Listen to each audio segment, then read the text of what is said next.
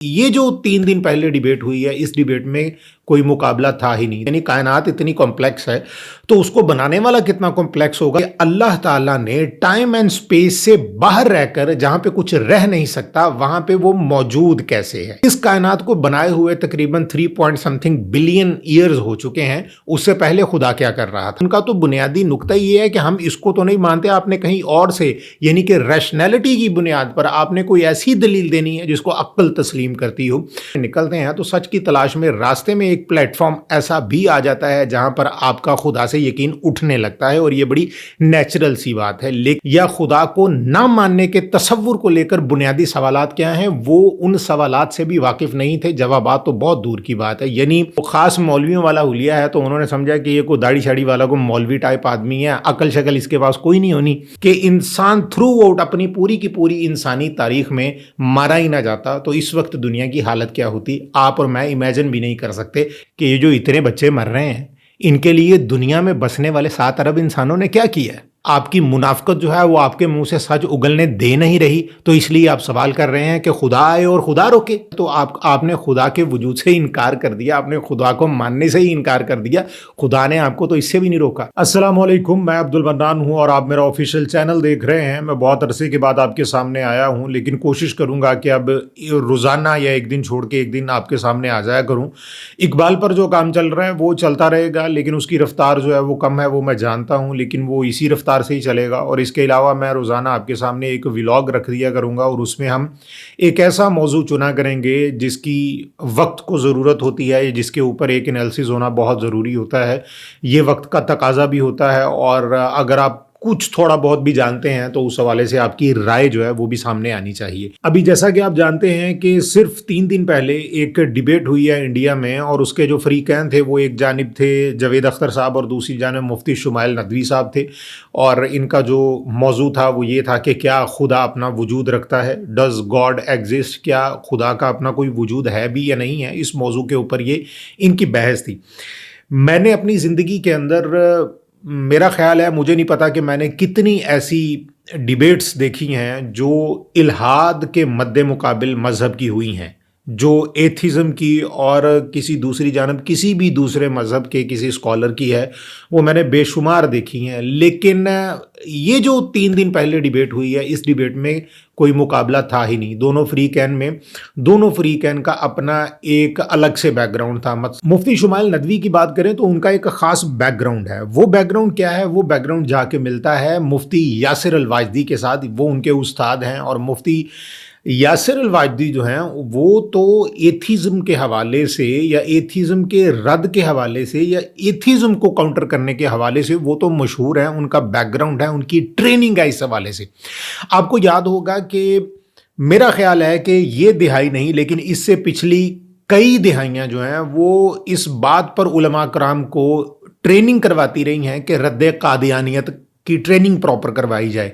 आपको पता होगा कि रद्द कादियानियत के ऊपर कई किताबें भी लिखी गई और रद्द कादियानियत के ऊपर अलग से ट्रेनिंग भी होती हैं। जैसे हमारी किसी भी डॉक्टरेट की, जो डॉक्टर की कोई फील्ड होती है उसमें स्पेशलाइजेशन होती है। मैं एज अ लॉयर बात करूं तो हमारे यहाँ भी स्पेशलाइजेशन होती है कि आप क्राइम के लॉयर हैं या सिविल के हैं, आप कॉरपोरेट हैं या आप टैक्स लॉयर हैं, तो इसमें भी स्पेशलाइजेशन होती है। इसी तरह से उलमा कराम को भी इस मकसद के लिए लगा दिया गया था कई दिहाइयों के लिए कि रद्द कादियानियत के लिए आप ट्रेनिंग करें प्रॉपर, और किसी भी कादियानी शख्स के साथ आप बैठकर, किसी अहमदी शख्स के साथ आप बैठकर इस बात पर बहस कर सकें कि हुजूर अक़दस सल्लल्लाहु अलैहि वसल्लम ही आखिरी नबी हैं। तो इस तरह से ट्रेनिंग दी जाती रही। अब चूंकि एथिज़म की बात हो रही है, एथिज़म आपके मद्दे मुकाबिल है, तो आपको प्रॉपर ट्रेनिंग दी जाती है। और यासिर अल वाजदी जैसे जो लोग हैं वो एथिज़म को काउंटर करने के लिए यहाँ पर बैठे हुए हैं, और उनका पूरा एकेडमिक करियर जो है वो इस एक नुक्ते पर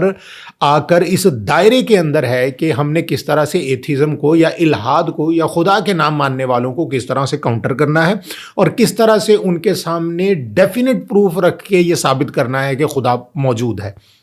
یہ ان کا بیک گراؤنڈ ہے. یعنی مفتی شمائل ندوی جو ہیں وہ اپنے آپ کو ان کا شاگرد بھی کہتے ہیں, تو آپ اس سے اندازہ لگا لیجئے کہ ان کا ایکیڈیمک بیک گراؤنڈ کیسا ہوگا. اب یہاں پہ ایک اور فرق بھی ہے. یہاں پہ جب رد قادیانیت کی ٹریننگز چل رہی تھی علماء کرام میں, تو وہاں پر سائنس کے علم کو مد مقابل نہیں رکھا جاتا تھا. وہاں پہ ایوولوشن یعنی ارتقاء کے جو علم ہے اس کو سامنے نہیں رکھا جاتا تھا. اور کئی ایسے علوم ہیں جن کو علماء کرام دنیاوی علم سمجھتے ہیں, سائنس کا علم ہو گیا یا ارتقاء کا ہو گیا یا ہسٹری ہو گئی, ان ساری چیزوں کو وہ اس کے اندر نہیں لے کر آتے تھے جب رد قادیانیت کی بات ہوتی تھی. لیکن اب جب کہ ایتھیزم کی بات ہے, تو ایتھیزم میں جب بھی کوئی ایتھسٹ کویسچن کرتا ہے تو اس کے چند بنیادی کویسچن ہیں, جو کہ میں نے بے شمار ایسی ڈیبیٹس دیکھی ہیں, اور ان ڈیبیٹس کے اندر میں نے جو چند بنیادی کویسچن دیکھے ہیں ان میں سب سے پہلا کویسچن تو یہ ہوتا ہے کہ خدا نے اگر سب کچھ بنایا ہے تو خدا ایک ایسا کمپلیکس چیز ہو گئی کہ اس کو بھی تو کسی نے بنایا ہوگا. یعنی کائنات اتنی کمپلیکس ہے تو اس کو بنانے والا کتنا کمپلیکس ہوگا, تو اس کو کس نے بنایا. یہ ایک بنیادی سوال ہوتا ہے.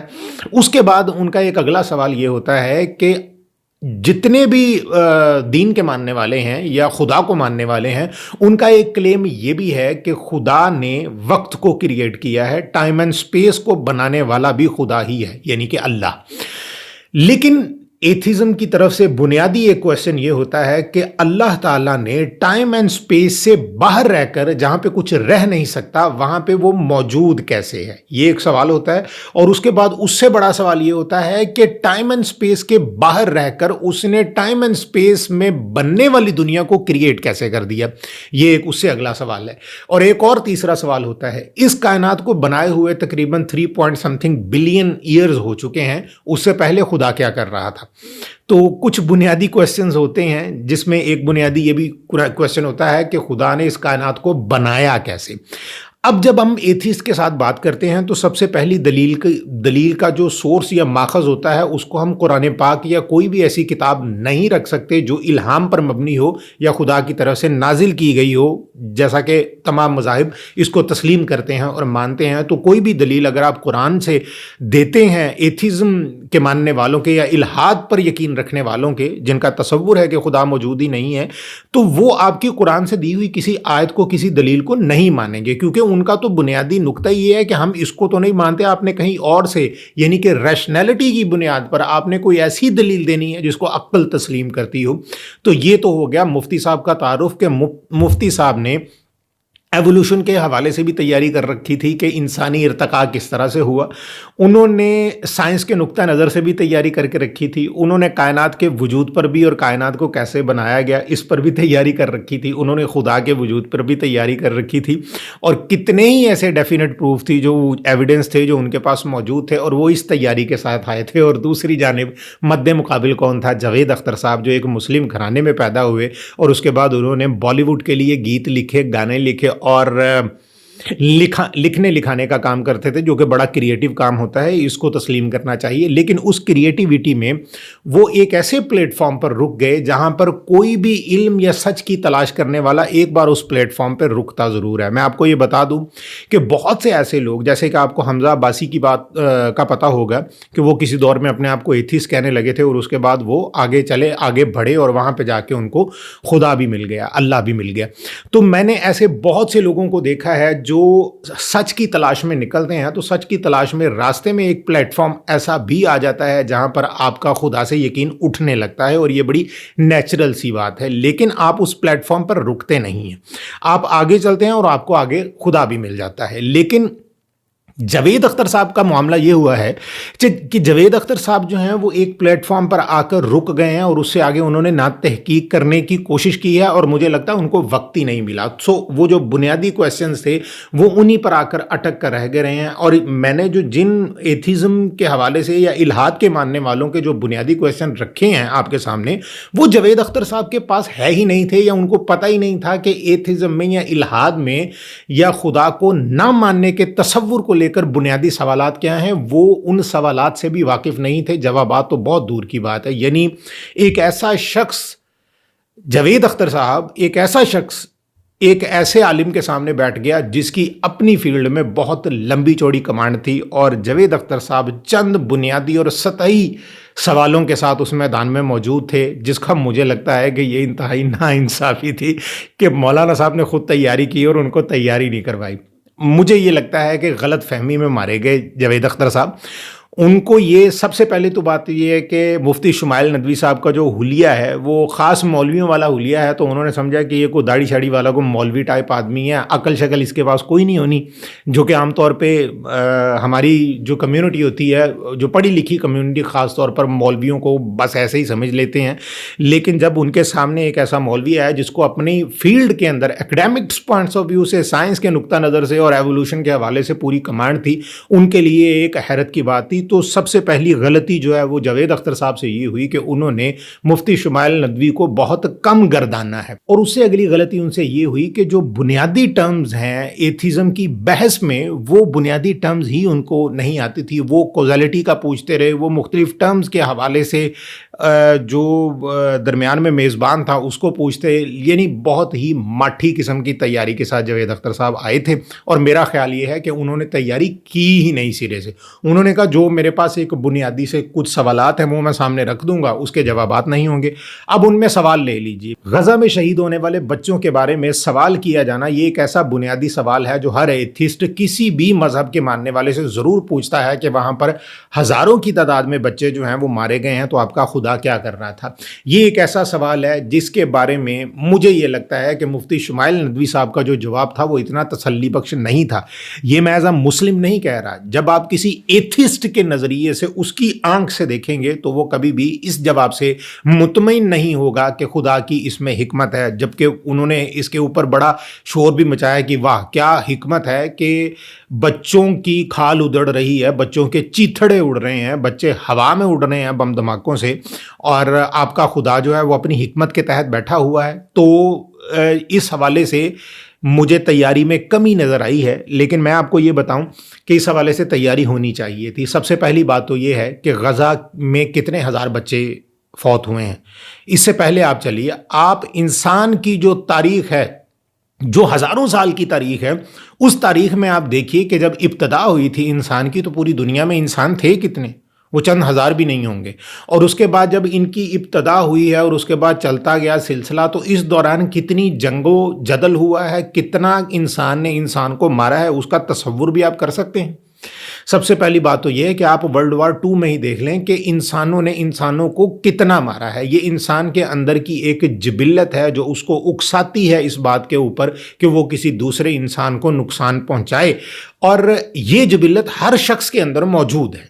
اس جبلت کے تحت اتنے عرصے یعنی ہزاروں سالوں سے انسان کو مار رہا ہے۔ اس کے باوجود آپ ہی یہ چیک کیجئے کہ کسی دور میں جو چند ہزار یا چند 100 انسان تھے، آج وہ 7 ارب پر پہنچ چکے ہیں۔ یعنی اتنے مارے جانے کے باوجود 1 کروڑ سے زائد انسان صرف ورلڈ وار 2 میں ہی مارے گئے ہیں۔ اس کے بعد آپ ورلڈ وار 1 دیکھیے، اس کے بعد اس سے پہلے جو وائکنگز کا دور ہے اس میں دیکھیے کتنے مرے ہیں۔ اس کے بعد پرشین امپائر الٹ گیا، اس کے بعد رومن امپائر الٹ گیا، اس کے بعد سلطنت عثمانیہ کہاں گئی، اور کئی 100 سال تک سلطنتیں کرنے والے وہ سب کے سب اس جنگ و جدل میں بھی مارے گئے ہیں۔ ایک بڑی تعداد تھی انسانوں کی جو ماری گئی۔ اس کے باوجود یہ نظام ایسا ہے کہ یہ رکا نہیں، اور اس کے اوپر مسلسل انسان مر رہے ہیں۔ اب آپ ایک لمحے کے لیے مان لیجئے کہ انسان تھرو آؤٹ اپنی پوری کی پوری انسانی تاریخ میں مارا ہی نہ جاتا تو اس وقت دنیا کی حالت کیا ہوتی؟ آپ اور میں امیجن بھی نہیں کر سکتے کہ اس وقت دنیا کی حالت کیا ہوتی۔ بھوک سے مر رہے ہوتے ہم سب، اتنے انسان ہو چکے ہوتے اب تک۔ وہ جو 1 کے بعد 2، 2 کے بعد 4، 4 کے بعد 8 والا جو سلسلہ ہے نا، وہ سلسلہ رکتا نا تو آپ سوچ نہیں سکتے کہ یہ دنیا کب کی تباہ و برباد ہو چکی ہوتی۔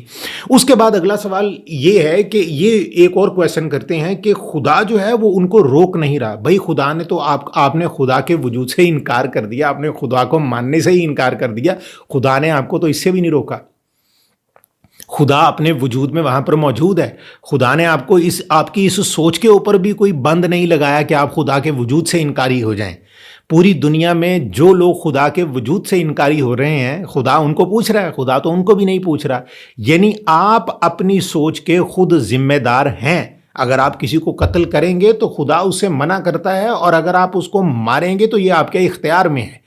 آپ کو خدا نے اختیار دیا ہے کہ آپ اچھا اور برا دونوں میں سے کر سکتے ہیں. اب سوال یہ ہے کہ غزہ کے جو بچے ہیں ان کا کیا قصور ہے؟ ان کو خدا کیوں نہیں روکتا؟ بھائی یہ ذمہ داری تو دراصل، میں اب ان 57 ممالک جو مسلم ممالک ہیں ان کی بات نہیں کروں گا، اصل میں ذمہ داری تو ان 57 ممالک کی ہے جو کلیم کرتے ہیں کہ ہم مسلم ملک ہیں، اور ان 57 ملکوں کے ہوتے ہوئے ان کی جو اربوں کی آبادی ہے یا کروڑوں سے تو اوپر ہی ہے، وہ اتنی آبادی کے ہوتے ہوئے اس ظلم کو، اس جبر کو نہیں روک پائے. تو یہ سوال تو ان مسلمان ملکوں سے ہونا چاہیے. چلیں جب آپ ایتھسٹ کی بات کر رہے ہیں تو یہ سوال ان 57 ملکوں سے بھی نہیں ہونا چاہیے، یہ ہر اس انسان سے ہونا چاہیے جو اس وقت اس دنیا میں موجود ہے. یعنی اس پوری دنیا میں وہ جو اسرائیل کے جو چند لوگ ہیں، جو 2.25 کروڑ یا کروڑ جتنے بھی ہیں، ان کو چھوڑ کر پوری دنیا میں جو 7 ارب کی آبادی ہے، وہ کیا مل کر یا اس کے جوان مل کر کیا اسرائیل کو روک پائے ہیں؟ بھائی صاحب یہ انسان کی فطرت ہے. انسان ایک دوسرے انسان کو مرتا ہوا دیکھ کر صرف بین کر رہا ہے، اور اجتماعی طور پر آپ کچھ نہیں کر رہے، آپ ان کو مرنے کے لیے چھوڑ رہے ہیں. پوری دنیا کے پاس طاقت ہے، پوری دنیا میں چند ملک مل جائیں تو اسرائیل کو مسل کے رکھ دیں، لیکن کوئی نہیں اٹھ رہا. سب سے پہلے تو انسان اپنے گریبان میں جھانکے کہ یہ جو اتنے بچے مر رہے ہیں، ان کے لیے دنیا میں بسنے والے 7 ارب انسانوں نے کیا کیا ہے؟ آپ کے پاس کوئی جواب نہیں ہے. اب چونکہ آپ خود اپنی بے بسی کا شکار ہیں، آپ خود جو ہیں وہ گلٹ میں ہیں، آپ کی منافقت جو ہے وہ آپ کے منہ سے سچ اگلنے دے نہیں رہی، تو اس لیے آپ سوال کر رہے ہیں کہ خدا آئے اور خدا روکے. خدا نہیں روکے گا، آپ کو ہی روکنا ہے. یہ آپ کی ذمہ داری ہے، یہ خدا کی ذمہ داری نہیں ہے. اور یہ صرف سوال اٹھانے کی بات نہیں ہے، آپ روک نہیں پا رہے، یہ کوشچن ہے. آپ سے نہیں روکا جا رہا. آپ چاہتے ہیں کہ خدا آئے آپ کے لیے اور وہ آپ کے لیے روکے. کیوں؟ تو میری رائے میں یہ جو بحث ہوئی ہے مفتی شمائل ندوی اور جاوید اختر کے درمیان میں، ان دونوں کے درمیان میں پلڑائی بہت فرق تھا. اس کے اندر وہ جو سامنے مد مقابل جاوید اختر صاحب تھے وہ کچھ بھی نہیں تھے میرے حساب سے. ان کے تمام پوائنٹس جو ہیں وہ رد کر دیے گئے سوائے غزہ کے پوائنٹ کو لے کر. اور اس کے علاوہ میرا ماننا یہ ہے کہ اس سے بہتر یہ تھا کہ اویس اقبال کو سامنے بٹھاتے اور ڈاکٹر سفیان کو سامنے بٹھاتے، تو آپ کو ایک ایسی بحث دیکھنے کو ملتی کہ جو آپ کے ہوش اڑا کر رکھ دیتی. کبھی دیکھیے گا ڈاکٹر سفیان صاحب پاکستان سے ہیں اور اویس اقبال صاحب بھی کسی دور میں پاکستان سے ہی تھے، اور جاوید احمد غامدی صاحب کے ساتھ میزبانی بھی کرتے رہے ہیں، پھر الحاد کے لیے انہوں نے کتاب بھی لکھ رکھی ہے. تو ان کا صحیح بتائیں تو جاوید اختر صاحب جو ہیں وہ اگر ایتھیزم کو ریپریزنٹ کرنے کے لیے اترے ہیں تو یہ بہت ہی ماٹھی چوائس ہے ایتھسٹ طبقے کے لیے. اور اگر ان کی جگہ پہ اویس اقبال صاحب کو رکھتے تو کوئی اور ہی مزہ آتا. اور اس کے علاوہ اویس اقبال کے مد مقابل بھی اگر آپ ڈاکٹر سفیان کو رکھ لیتے تو آپ کو ایک قابل دید جو بحث ہے وہ دیکھنے کو ملتی. بہرحال یہ ایک تجزیہ ہے جو میری نظر میں ہے. آپ کا اس بارے میں کیا کہنا ہے کمنٹس میں ضرور بتائیے گا. باقی روزمرہ ہم جو ہے وہ جو بھی موضوعات آیا کریں گے ان کے اوپر بات کیا کریں گے. اجازت دیجیے، اللہ حافظ.